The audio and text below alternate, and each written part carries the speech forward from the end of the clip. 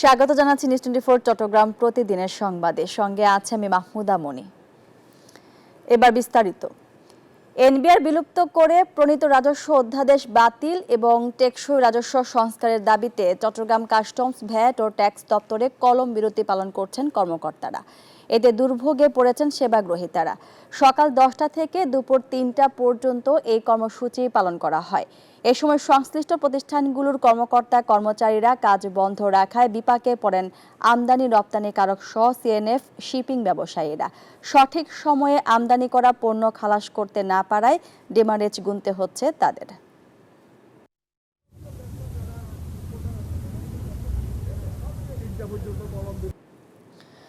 দেশের বিভিন্ন সীমান্ত দিয়ে অবৈধভাবে ভারতে গিয়ে আটকে পড়ার পর কারাভোগ শেষে দেশে ফিরে এসেছেন 11 জন বাংলাদেশি নাগরিক। বৃহস্পতিবার বেলা 2টার দিকে ভারতের ত্রিপুরার আগরতলা থেকে ব্রাহ্মণবাড়িয়ার আখাউড়া আন্তর্জাতিক ইমিগ্রেশন চেকপোস্ট পুলিশের কাছে তাদেরকে হস্তান্তর করা হয়। ভারতের ত্রিপুরায় নিযুক্ত বাংলাদেশের সহকারী হাই কমিশনের সহযোগিতায় দেশে ফিরে আসেন এসব বাংলাদেশি নাগরিকরা। দালালের মাধ্যমে ভারতে পাচারের শিকার হয়ে সে দেশের আইন শৃঙ্খলা রক্ষাকারী বাহিনীর হাতে গ্রেপ্তার হয়ে 8 থেকে 9 মাস কারাভোগ করেছেন তারা।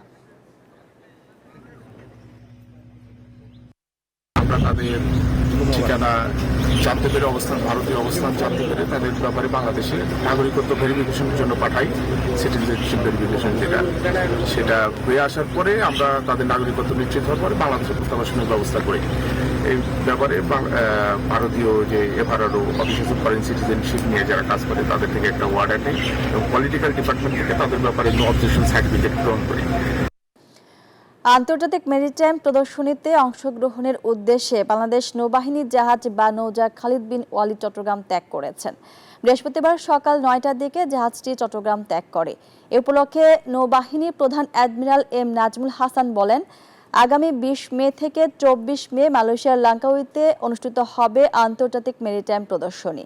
বা নৌজা খালিদ বিন ওয়ালিদ জাহাজের অধিনায়ক ক্যাপ্টেন এম এজাজ মাসুদের নেতৃত্বে 34 জন কর্মকর্তা সহ সর্বমোট 229 জন সদস্য এ প্রদর্শনীতে যোগদান করবেন। আমি আশা করব এই প্যাসেজ চলাকালে এবং তৎপরবর্তী মালয়েশিয়ার বন্দরে অবস্থানকালে আপনারা আপনাদের প্রফেশনালিজম, দক্ষতা এবং আপনাদের পেশাদারিত্বের পরিচয় সবসময় বহাল রাখবেন। চালক সংগঠনের সভাপতিকে মারধর ও 2 চালককে হত্যার প্রতিবাদে অনির্দিষ্টকালের পরিবহন ধর্মঘট ডেকেছে চট্টগ্রাম প্রাইম মুভার ট্রেইলার শ্রমিক ইউনিয়ন। বৃহস্পতিবার সকাল 6টা থেকে ধর্মঘট শুরু হয়। চট্টগ্রাম বন্দর সহ সব ধরনের সড়কে প্রাইম মুভার ট্রেইলার বন্ধ রাখা হয়েছে। চট্টগ্রাম প্রাইম মুভার ট্রেইলার শ্রমিক ইউনিয়নের সভাপতি সেলিম খানকে পাহাড়তলী থানার ওসি মারধর করেন। পাশাপাশি 2 জন চালককেও মারধর করা হয়।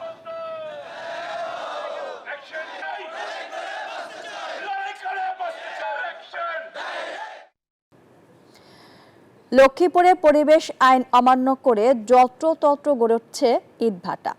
সম্প্রতি অভিযান চালিয়ে 2টি ভাটা বন্ধ করা হয়, তবে আবারও তা চালু হয়েছে। এমন লোক দেখানো অভিযান নিয়ে প্রশ্ন উঠছে জনমনে। সাইদুল ইসলাম পাবেলের তথ্য ছবিতে ডেস্ক রিপোর্ট। লক্ষ্মীপুরের রামগঞ্জ উপজেলার ভোলাকোট ইউনিয়ন 40,705 জন জনসংখ্যার এই এলাকায় ইটভাটার সংখ্যা 10টি। এসব ভাটায় কয়লার পরিবর্তে পোড়ানো হচ্ছে কাঠ, ব্যবহার হচ্ছে ফসলি জমির মাটি। একটা জনবহুল এলাকা এটা, ঠিক আছে। পরিবেশ অধিদপ্তর আসলে এগুলা কিভাবে অনুমোদনটা দেয় এটা আমাদের বুঝে আসে না। এলাকার মানুষ অনেক ক্ষতিগ্রস্তের ভিতরে আছে, ফসলাদি হইতেছে না, গাছ গাছারি এগুলা অনেক হুমকির মুখে।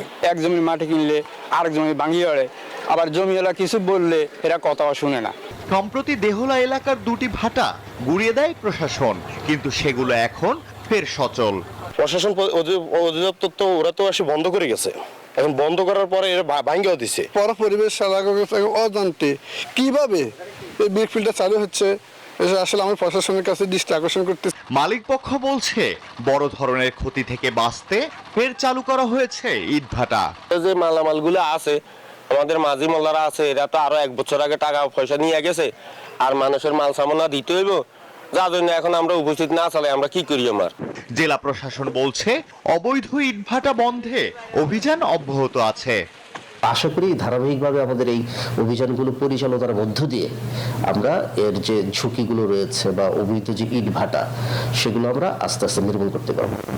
পরিবেশ অধিদপ্তর সূত্রে জানা যায় জেলার 5টি উপজেলায় 140টি ইটভাটা রয়েছে, এর মধ্যে 78টি অবৈধভাবে গড়ে উঠেছে।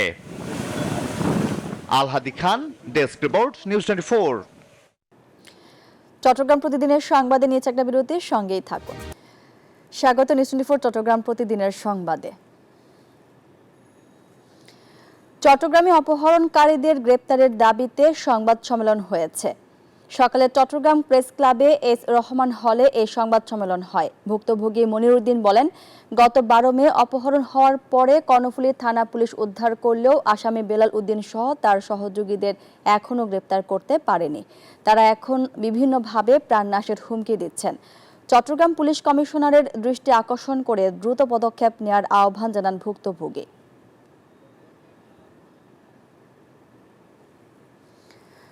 নোয়াখালী পৌরসভার প্রধান সড়কের পাশে ময়লা আবর্জনা, দূষিত হচ্ছে পরিবেশ। বিস্তারিত জানাতে নোয়াখালী থেকে যুক্ত হচ্ছেন সহকর্মী আকবর হোসেন সোহাগ।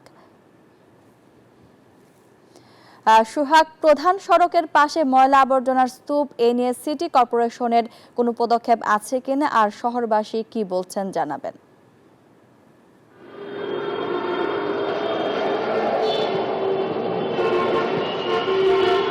ধন্যবাদ মাহমুদা মনি, আপনি যেমনটা জানতে চেয়েছেন। আমি আছি এখন নোয়াখালী পৌরসভার এবং নোয়াখালী প্রধান সড়কে। এটি মাইজি এবং সোনাপুর সড়ক নামে পরিচিত। আসলে এই প্রধান সড়কের পাশে ময়লা আবর্জনা বিভিন্ন স্থানে পেলে আসলে একদিকে যেমন পরিবেশ দূষিত হচ্ছে, ময়লা আবর্জনার দুর্গন্ধে আসলে এখানে পথচারী সহ আসলে মানুষ আসলে এখানে চলাফেরা করতে পারে না। আসলে এখানে পাশে বেশ কয়েকটি হাসপাতাল রয়েছে, হাসপাতালের বর্জ্য কিন্তু এই প্রধান সড়কে পালানো হচ্ছে। আসলে সব মিলে একদিকে পৌরসভার উদাসীনতার কারণে, আসলে অন্যদিকে হাসপাতাল কর্তৃপক্ষ তাদের উদাসীনতার কারণে এখানে ময়লা আবর্জনা রাস্তার পাশে আপনার পড়ে আছে। আসলে দুর্গন্ধ দেখা যাচ্ছে। আমি আপনাকে দেখাই যে এখানে যে ময়লা আবর্জনা আপনি দেখতে পাচ্ছেন যে এখানে প্রধান সড়কের পাশে যে ময়লা আবর্জনা এভাবে এখানে পৌরসভার বিভিন্ন স্থানে, এছাড়া পৌরবাজার, সোনাপুর, মাইজি, চমুনি সহ বিভিন্ন স্থানে আসলে এই প্রধান সড়কের পাশে যেভাবে যত্নভাবে যে ময়লা আবর্জনা ফেলে রাখা হয়েছে, এতে করে একদিকে পথচারীরা হাঁটতে তাদের সমস্যা হচ্ছে, দুর্গন্ধ ময়লা আবর্জনার কারণে আসলে পরিবেশ দূষিত হচ্ছে। তো আসলে আমি আপনাকে যদি দেখাই যে আপনি যে এখানে প্রসিদ্ধ এই বিষয়টি পৌরসভা কর্তৃপক্ষ এবং স্থানীয় লোকজনের আরও বেশি নজর দেওয়া প্রয়োজন বলে মনে করেন স্থানীয় পৌরবাসী। এই ছিল আমার কাছে নোয়াখালী থেকে সর্বশেষ। সোহাগ, আপনাকে ধন্যবাদ। দীর্ঘ প্রতীক্ষার পর চট্টগ্রামের সন্তান প্রধান উপদেষ্টা অধ্যাপক ডক্টর ইউনূসের হাত ধরে আলো দেখছে কর্ণফুলী নদীর উপর কালুরঘাটের রেলকাম সড়ক সেতু। বুধবার প্রধান উপদেষ্টা এই সেতুর ভিত্তিপ্রস্তর স্থাপন করায় উচ্ছ্বাসে মেতেছে দক্ষিণ চট্টগ্রামের মানুষ। বৃহস্পতিবার সকালে আনন্দ মিছিল করেন স্থানীয়রা। রেল কর্তৃপক্ষ বলছে 2030 সালে সেতুটি যানবাহন চলাচলের জন্য খুলে দেওয়া হবে। রতন দাসের ছবিতে চট্টগ্রাম থেকে নয়ন বোরাজয়ের রিপোর্টে বিস্তারিত। এই উচ্ছ্বাস চট্টগ্রামের কর্ণফুলী নদীর উপর কালুরঘাটে আরেকটি সেতু পাওয়ার। 100 বছরের পুরনো কালুরঘাট সেতু দিয়ে চরম ঝুঁকি নিয়ে ট্রেন ও অন্যান্য পরিবহন চলাচলে প্রায় দুর্ঘটনা ঘটে। ছোট সেতু হওয়ায় একদিকে পরিবহন ছাড়লে আরেকদিকে থাকে বন্ধ। দুর্ভোগের অবসানে সেতু নির্মাণের দাবি জানালেও নজর দেয়নি কেউ।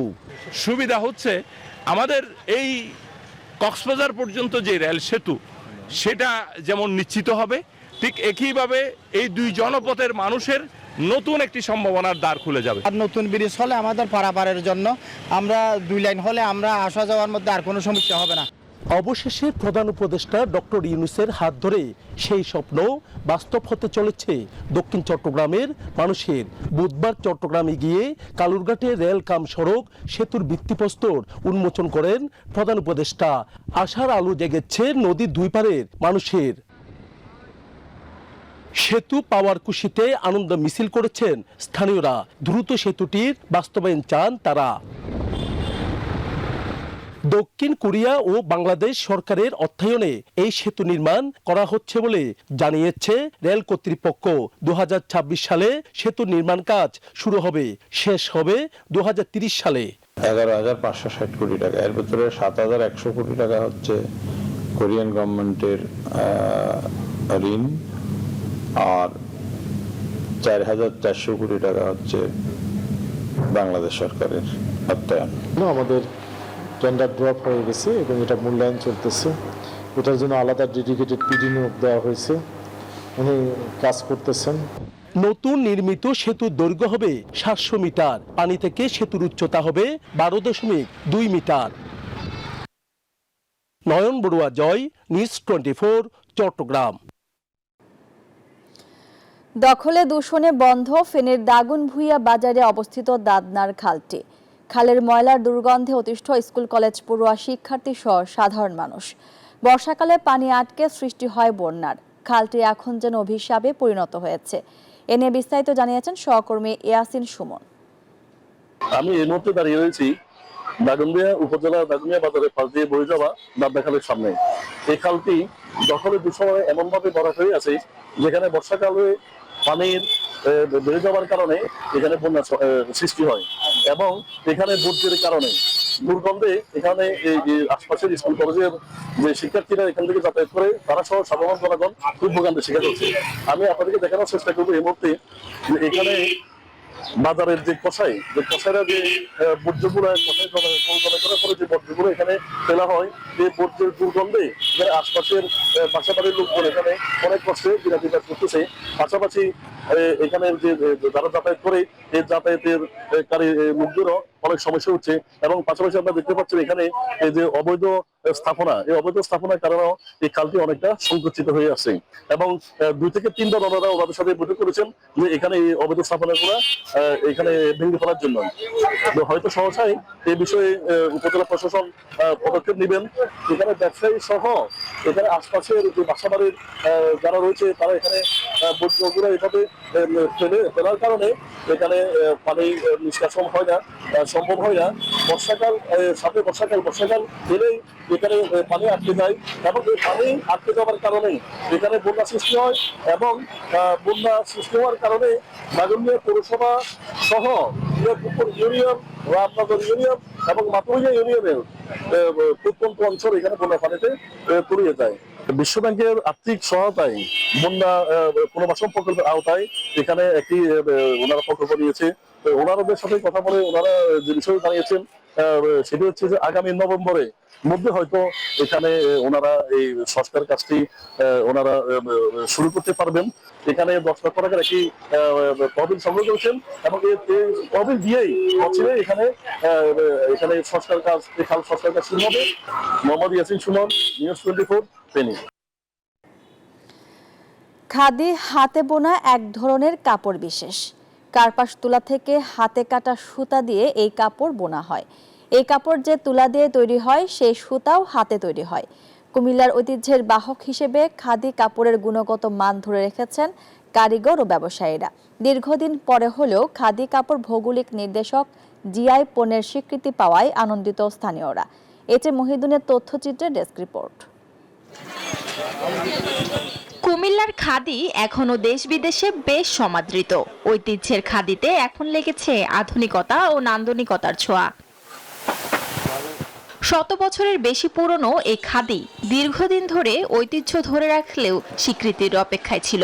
অবশেষে ভৌগোলিক নির্দেশক জিআই পণ্যের স্বীকৃতি পেয়েছে কুমিল্লার ঐতিহ্যবাহী খাদি কাপড়। 30 এপ্রিল রাজধানীর ফরেন সার্ভিস একাডেমিতে স্বীকৃতির এই সনদ দেয়া হয়। এতে খুশি খাদি ব্যবসায়ী ও স্থানীয়রা। এটা তো একটা আদি জিনিস, আমরা যখন ছোট ছিলাম তখন থেকে আমার বাবারা তারা দেখতাম যে খাদি জিনিসটাই বেশি প্রেফার করতো। এটা এত আরাম কুমিল্লার জন্য না, সারা বাংলাদেশ এবং সারা বিশ্বের জন্য আন্তর্জাতিক পরিসরে যে এটার নাম সুনাম হয়েছে জিআই পণ্য হিসেবে আমি গর্ববোধ করি অ্যাজ এ সিনিয়র সিটিজেন হিসেবে। তাঁতিদের দাবি একসময় শত শত তাঁত থাকলেও এখন সেগুলো বন্ধ হয়ে গেছে। মেশিন লুম খাদি বাজার দখল করে ফেলেছে। হাতে তৈরি এই শিল্পকে বাঁচাতে প্রয়োজন সরকারি পৃষ্ঠপোষকতা। স্থানীয়দের আশা জিআই স্বীকৃতি কুমিল্লার খাদিকে শুধু দেশে নয় আন্তর্জাতিক বাজারেও নতুন পরিচিতি এনে দেবে। খাদি জিআই পণ্য স্বীকৃতি পাওয়াতে আমরা অনেক আনন্দিত। এখন পুরো বিশ্ব জানলে যে হ্যাঁ খাদি কুমিল্লাতেই হয়। আন্তর্জাতিকভাবে স্বীকৃতি পাওয়া এটা বাংলাদেশের জন্য যেমন গর্বের, অ্যাকচুয়ালি কুমিল্লার জন্যও গর্বের। আর আমরা যারা ব্যবহার করি আমাদের জন্য ভালো লাগে। কুমিল্লার কান্দেরপাড় এলাকার রামখাটলা থেকে শুরু করে রাজগঞ্জ পর্যন্ত অন্তত 300 খাদি পোশাকের দোকান রয়েছে। খাদি শিল্পের সাথে জড়িত রয়েছে প্রায় 5000-এরও বেশি কারিগর। শান্তা ইসলাম, ডেস্ক রিপোর্ট, নিউজ 24। এই ছিল নিউজ 24 চট্টগ্রাম প্রতিদিনের সংবাদে। এতক্ষণ সাথে থাকার জন্য ধন্যবাদ সবাইকে।